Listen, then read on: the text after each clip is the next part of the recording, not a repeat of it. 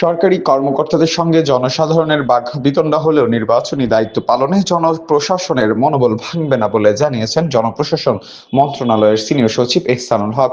রোববার রাতে সাভারের বাংলাদেশ লোক প্রশাসন প্রশিক্ষণ কেন্দ্র মিলনায়তনে ৭৯তম বুনিয়াদী প্রশিক্ষণ কোর্সের উদ্বোধন শেষে সাংবাদিকদের প্রশ্নের জবাবে তিনি এসব কথা বলেন। তিনি জানান, নির্বাচনকালে এ ধরনের পরিস্থিতি নতুন নয় এবং সরকার বিষয়টিকে ভিন্নভাবে দেখছে না। তবে সবাইকে নির্বাচনী শৃঙ্খলা বজায় রাখার আহ্বান জানান তিনি। এ সময় বিপিএটিসির সেক্টর এ সময় বিপিটিসির রেক্টর সাইদ মাহমুদ খান উপস্থিত ছিলেন। ৪ মাস মেয়াদী এই প্রশিক্ষণ কোর্সে প্রশাসনের বিভিন্ন ক্যাডারের নবীন কর্মকর্তারা অংশ নিয়েছেন। মনোবল ভাঙবে, নির্বাচন সাথে আমাদের এই প্রশাসন লোকজন অনেক দিন যাবতই তাতে অভ্যস্ত এবং জনসাধারণ এই ব্যবহারে অভ্যস্ত। স্বাভাবিকভাবে নির্বাচনের সময় ক্যান্ডিডেট একটু উৎসাহ উদ্দীপনা বেশি থাকে, তাহলে এরকম করতেই পারে।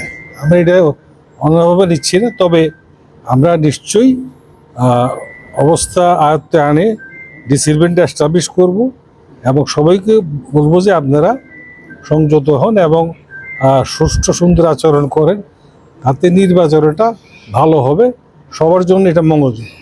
দৈনিক আজকের বাংলা .net